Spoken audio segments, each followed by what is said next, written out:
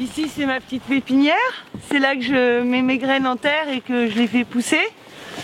Comme ici il n'y a que des arbres, la terre est d'une qualité incroyable. C'est vraiment du petit couscous alors qu'il a plu vraiment toute la nuit. On voit plein de petites mycorhizes autour des racines. Pour faire sa propre pépinière, il suffit d'aller ramasser des graines en forêt ou sous des arbres et les replanter dans une pépinière.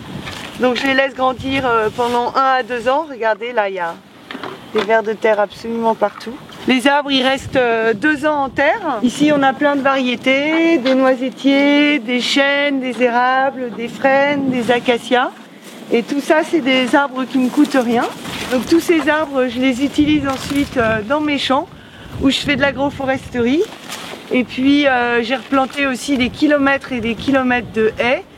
En gros, je passe ma vie à planter des arbres. Je fais des trous, des petits trous, encore des petits trous, des petits trous, des Alors petits la trous. pauvre Victoria, elle est en train de s'acharner pour sortir les tiges.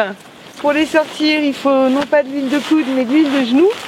Donc on met la pelle d'un côté, on l'enfonce bien et on fait levier. Et la racine va finir par se libérer de la terre. Et on va juste tirer sur la tige maintenant. Et ça va venir tout seul.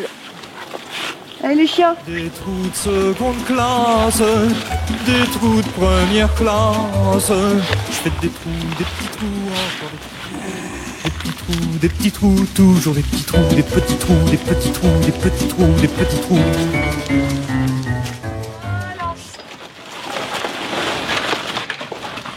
Alors ces arbres-là, les plus beaux, ils serviront à faire du bois d'œuvre. Donc on va les laisser grandir.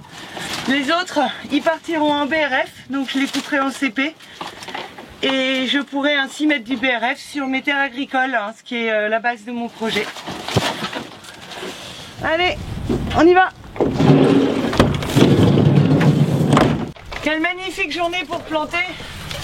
Ici par exemple, j'ai un érable et un noisetier. Ils viennent de ma pépinière personnelle, ils ont commencé à pousser exactement dans la même terre qui va la recevoir et du coup ils ont des chances de reprise beaucoup plus grandes. On va aller planter ce bout de parcelle qui est tout le temps inondé et comme c'est pas rentable de le cultiver en céréales, j'ai décidé de planter des arbres. J'ai fait une ligne d'arbres tous les 5 mètres au cordeau. Les trous ont été faits ce matin, ils sont tout frais. Pour planter un arbre, eh ben, on met les racines bien vers le bas et bien étalées. On comble avec la terre, tout bêtement, grossièrement. Ensuite, on va bien tasser avec les pieds. Il ne restera plus qu'à pailler une fois que la ligne aura terminé d'être plantée.